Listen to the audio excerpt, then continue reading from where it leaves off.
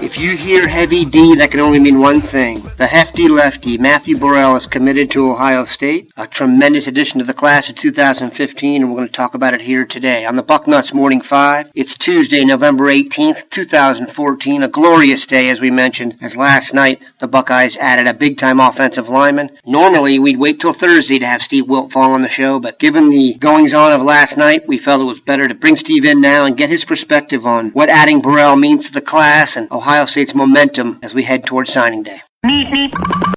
As promised, and 2 days early, Steve Wiltfong, Director of Recruiting for 24/7 Sports, joins us today. Steve, how are you on this fine Buckeye morning? Man, heavy D leading into Dan Rubin. It's a great Tuesday morning here on the Bucknuts Morning 5. I definitely had to go into my Walkman and get a cassette tape out for a little heavy D. But it was fitting with the hefty lefty, Matthew Burrell, committing. I'll be honest, Steve. There was a time when, you can check my Recruitment profile, I thought Matthew Burrell was a lock. And then over the last, 2 months or so, as he started going on visits, I have to admit, I thought it was not a done deal that he was headed elsewhere, but I did think he was headed elsewhere. I was real surprised last night when he chose Ohio State. Kind of take us through your feelings of the last, vestiges of his recruitment, where you thought it was going, and if you were kind of caught off guard last night. Well, I wasn't caught off guard last night. If he would have committed to Ohio State, say, a couple months ago, I might have been caught off guard. But Ohio State's been consistently mentioned by Matt. It was us recruiting writers sifting through the information that we had at hand. I remember going on the Bill King show and talking about how I thought Ohio State was the leader for Matthew Burrell. That was a few months ago, and right when I got off the radio. And in that same interview, I had talked about Florida and Florida State, if I remember correctly, being major players too. And right after I got off the radio, a person from the C.D. Hilton program that was listening said, text me, Burrell's not going to go to Ohio State. He's going to go to Florida or Florida State. And J.C. Sherbert, I know, had reported the same thing around the same time. So people were hearing different things, and it wasn't positive news regarding Ohio State being the final destination. But Matthew Burrell visited several times, and he always stayed consistent with his affection for Ohio State. But he did for several schools. Several schools remained amongst his leaders, but Ohio State certainly was one of those schools, and he comes back for an official, and he's been there several times, and he's built a connection with the coaching staff and the commits, and he sees an opportunity to come in and play early. And Coach Warner certainly has a track record of developing players under his watch. So I think it all came together, and Ohio State's playing at a high level right now, and they're in the discussion to play for the national championship. So very exciting time around Ohio State right now. And Matthew Burrell stole some of that show last night when he committed to the Buckeyes.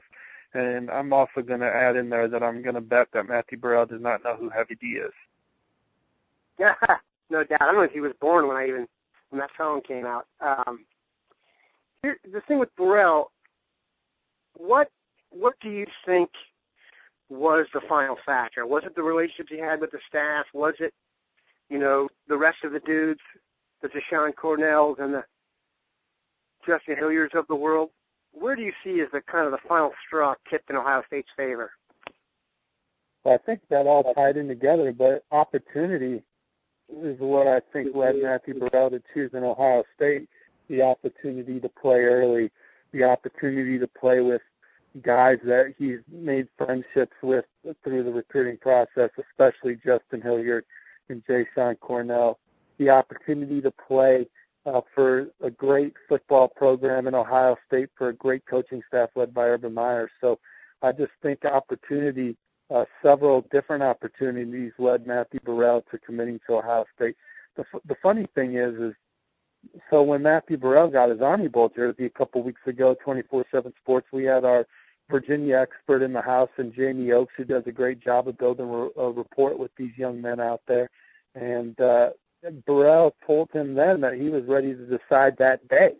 So a lot of people thought, well, maybe Penn State, because he was coming off the Penn State official visit, where he had a good time. And then the decision didn't work out because he was trying to get it done on ESPN, and so that didn't work. And then he goes and takes the official to LSU following all of that, and now, says that LSU was the runner-up. So I wonder if he was ready to pull the trigger for Ohio State in that moment.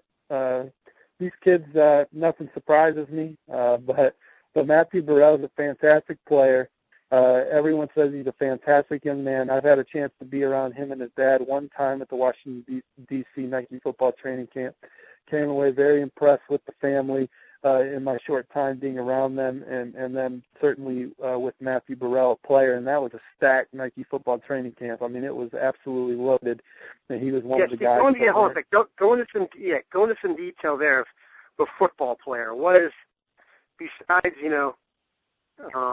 a big dude with some crazy dreads, what is Ohio State getting in Matthew Burrell? Well, he's physical. He's definitely physical, and he's very strong at the point of attack. He's aggressive, and he's athletic. He's got a chance to be a 3-year starter at Ohio State, and certainly one of the better gets in this class, and a guy that I was thinking about this last night, so I suppose there's a chance I may omit a big name, but I don't think I'm going to omit a big name right now. But if you go back to the summer and say, Steve, name 5 guys Ohio State wants to land, I feel like I would have said Torrance Gibson, Justin Hilliard, Jayshon Cornell, Matthew Burrell, and Damian Harris. They got 4 of those cats in the boat right now. Yeah, and I've said this before, but I take Jerome Baker over Damian Harris. That's just me personally. And for those who have any concern about the quality of competition that Burrell faced in high school, I covered that area as a pup reporter. Hilton is a powerhouse for football, very good Northern Virginia football. I covered them winning a state championship over a team from the Virginia Beach area that featured 3 or 4 future pros. For those who don't know, Ahmad Brooks of San Francisco 49ers fame played at Hilton. That is really good football. It's in a conference with Woodbridge, for example, which had Deshaun Hand and Tim Settle at Stonewall Jackson right down the street, so that's a powerhouse. So Burrell's going to come in battle-tested. That's as good a football as there is in Virginia.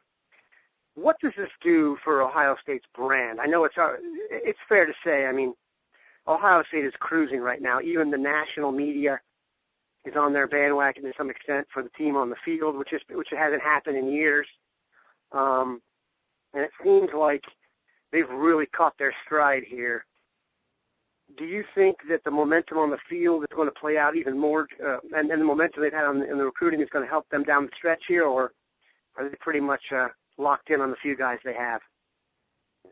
Well, first, I think, going back to last year, from an outsider's perspective, I thought the media was pretty pro-Ohio State last year. They went into the Big Ten championship game with a chance to play for the national championship, and it just didn't work out. But if they would have beat Michigan State, they would have been in the title game. So they were getting a lot of love. The media didn't respond too favorably to that, and I think there was a little bit of the here we go again mentality with Ohio State. I'm just saying in the past, with J.T. Barrett's emergence and some of the other teams dropping off, you're getting a host of national pundits now saying they think Ohio State should be in the Final Four. I'll give you an example. I listened to a radio show at times back where I'm from in Washington, D.C., and the show has no bias towards Ohio State whatsoever. It's just a school in the Midwest to them.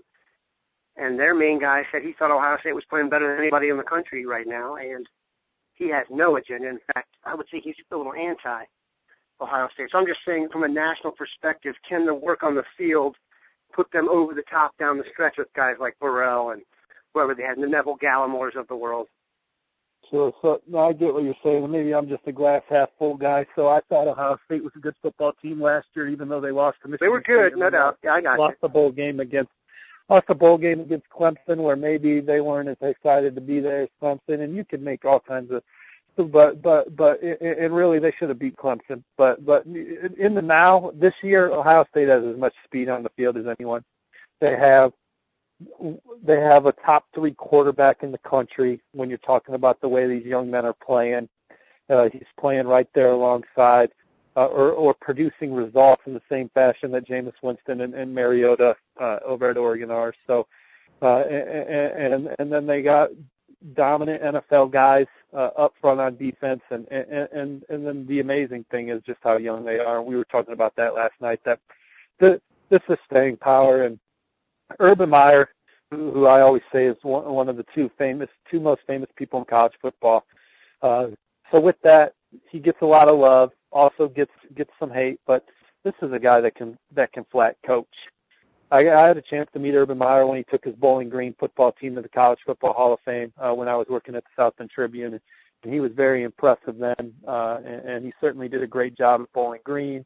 Goes out to Utah, and obviously does great things there, develops guys, and they have an undefeated season, goes down to Florida and takes over a gig that they weren't playing well and quickly leads them to national championships. I think that sometimes it gets overlooked how good a coach Urban Meyer is. And he is arguably the best coach in the country. If someone walked in the room and said, Urban Meyer is the best coach in the country, how can you scoff at that? He certainly is maybe the best coach in the country. I'm not mad if someone says Nick Saban's the best coach in the country. I'm certainly not mad if someone says Urban Meyer is the best coach in the country. And from a recruiting standpoint, anywhere Urban Meyer goes, he's recruiting top 10 classes. So it's almost, how much better can you be? Really, the number one class, I know Alabama's had a stranglehold on that, but from my perspective, if you're in the top 10 year in and year out, you're doing great, and you just want to make sure you're filling the needs that you have in that particular class. So a need in this class is offensive line, and Ohio State certainly addressed that last night, in addition to the 2 young men they already had in the boat in Matthew Burrell. I can't think of a better way to finish it off than that, Steve. We appreciate you joining us 2 days early. I don't know what I'm going to do on Thursday now, but I'll come up with something. I appreciate it, bud. Well, if you have good 90s hip-hop going, I'll join you on Thursday, too. More Wiltfong people. We got lots to look forward to. Have a great week, Bucknutters. Take care, guys. See you.